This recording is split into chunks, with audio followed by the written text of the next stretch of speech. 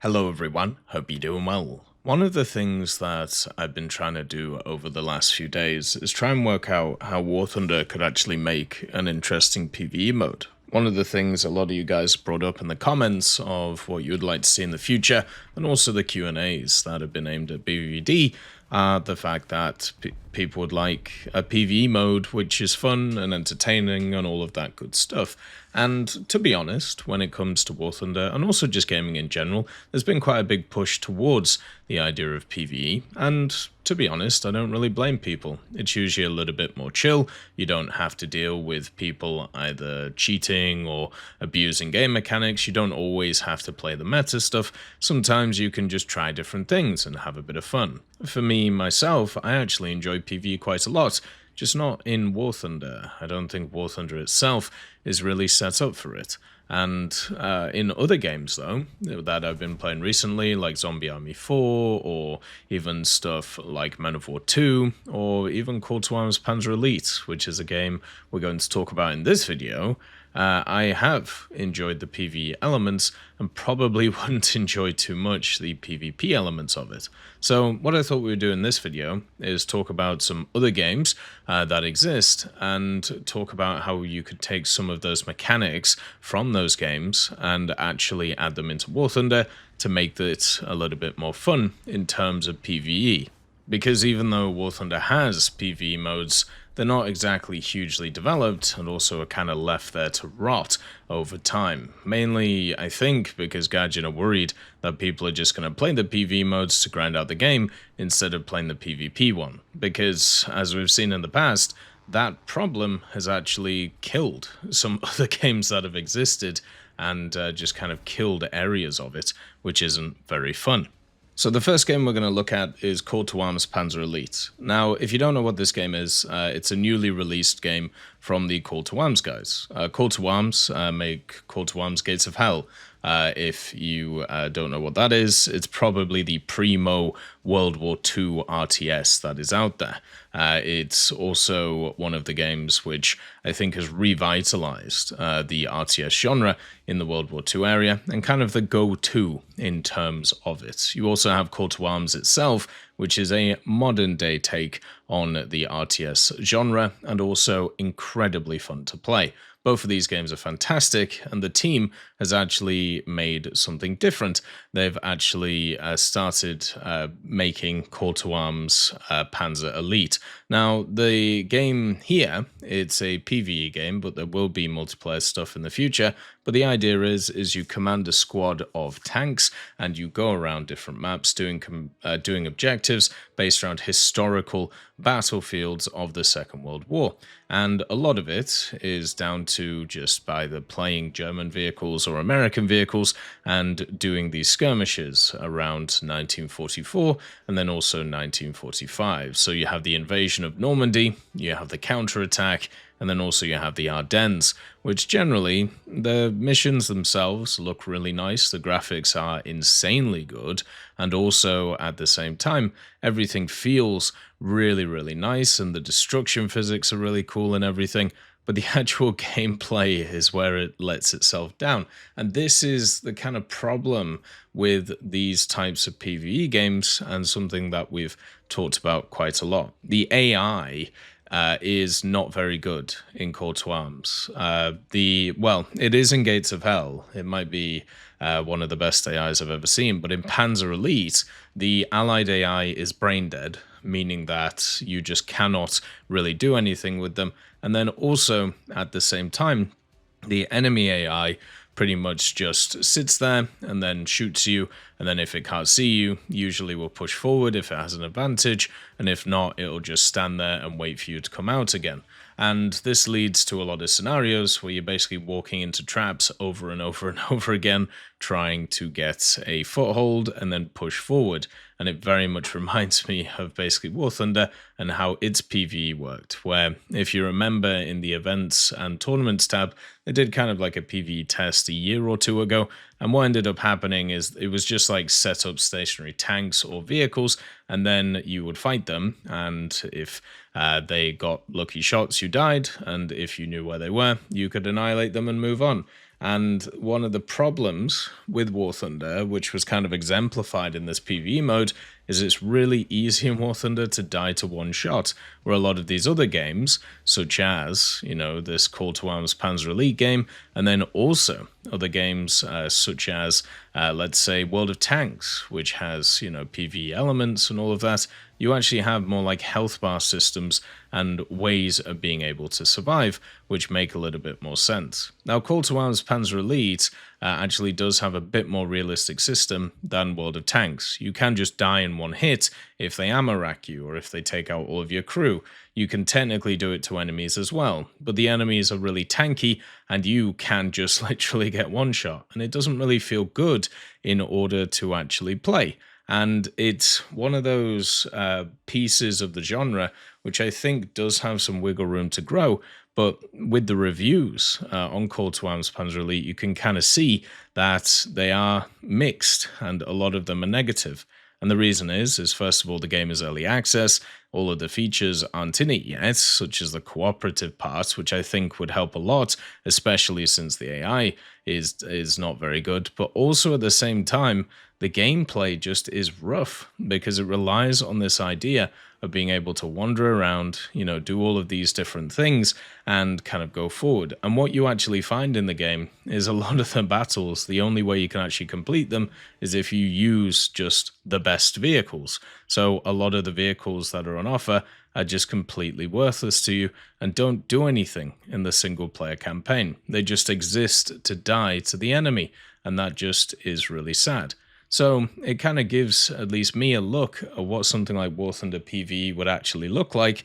And yes, there are certain areas which for me are really enjoyable and really intense. And, you have, as I said, really good graphics and really good sound as well. And all of this, apart from maybe some of the voice lines are a little bit rough.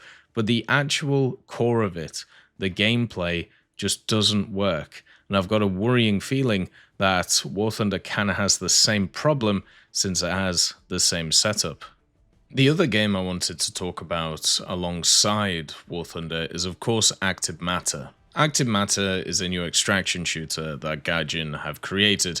It's once again in early access, but it's a hell of a lot more complete than Call to Arms Panzer Elite. It has a PvE mode, it has a PvPvE mode, and also has a PvP mode. So it basically has everything that people want from this genre.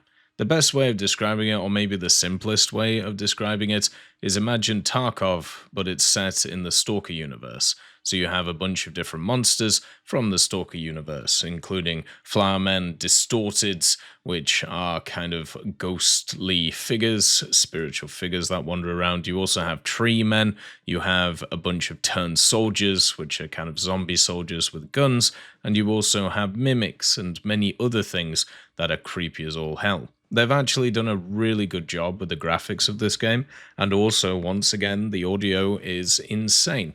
And the long-term goals are kind of a big World War mode where different factions fight each other for control of the overall Nexus, which is kind of their story, where you have a bunch of worlds which have kind of collided into this multiverse, and you are trying to control it so your world can survive. And the idea is that the more that you take, the more that you win. And it's set up very much like PlanetSide 2 or many other games like that, where you just have different factions, you fight for the different factions, and you take over certain areas, and it basically works extremely well. Now, with Active Matter, it plays really nicely, but also it's an FPS. And I feel like FPS as a genre is just a little bit easier in order to set up like PvE stuff from, instead of what, you have in War Thunder, which is something which a lot of people kind of talk about from an FPS point of view, but it isn't an FPS. It's something that is a little bit unique in its own way. And this has always been the problem with War Thunder. You can have a look at Active Matter and you can see how the PvE works, where you have a bunch of monsters that kind of run at you. They all have different abilities, or they all have different kind of tendencies, let's say.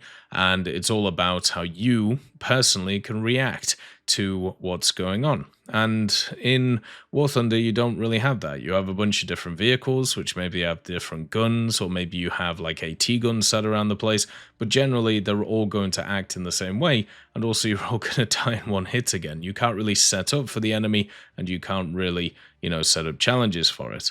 With, once again, Active Matter, it has a health bar system, it has an armor system, it has all of these things, but you can literally just get one tapped in the head, and there's not really a lot you can do about it, even with the best armor in the game.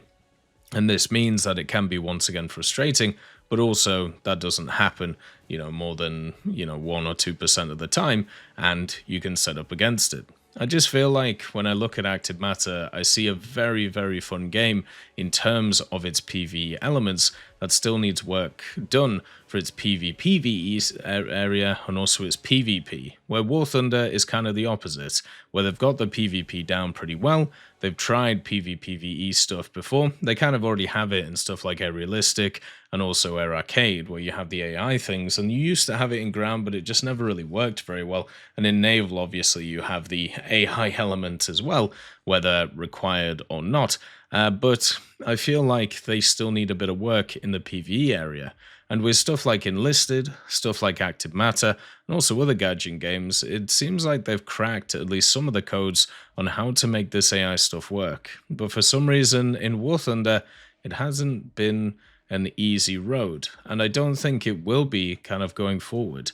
Because if we have a look at the example of Call to Arms Panzer Elite, if we have a look at examples of other games that have tried to do what War Thunder does, it's pretty tough to make an actual AI-focused game mode which isn't just repetitive and isn't just doing the same things over and over again, and also is entertaining. And that is the biggest issue. The entertainment factor of these things. I know a lot of people talk about it in terms of grind and in terms of just being able to play it and therefore, not really thinking about the grind and stuff like that. But you also need to have fun in it. And at least in my opinion, all of those events that they did back in the day, trying to play through the actual PvE aspects of War Thunder, weren't exactly fun. And if you have a look at the amount of players who play those AI modes right now, they're also very, very small compared to the overall setup. So I'm really hoping that in the future, that isn't the case. It would be really, really nice if it was something that was really fleshed out and really sorted, so therefore we could see what would kind of go on with War Thunder. But at least at the moment, I don't think that's going to happen. What I would hope is they actually add in more single missions, more dynamic campaigns of a modern era for actually people to enjoy. And maybe they could add like some camos to it, or maybe they could add some decals to do it if you actually complete them. That would be something that would be awesome to see more of. But an actual fleshed out fully PvE mode, I think is going to take a hell of a lot of work. And as Gaijin has said in the past in Q&As, the overall community seems to prefer PvP, so we focus on that and see what goes from there. As always, I hope you have a wonderful day, and I'll see you next time. I'd just like to thank GMG Smiley, CD Beans, Chieftain Mike, EMN3 Galaxy, Tulio Pontecorvo, Brendan Quinn, Carrion Crow, Gus Irenicus, Pyman, Wartinder, Teddy, Daniel Stanton, Martinez, B. Young, Ozzy Panzer, Alan Hacker, Liam Shear, Opium Prime, Lafouche, Sem, Aslan, Uncle Bean, and Derek R. for supporting the channel.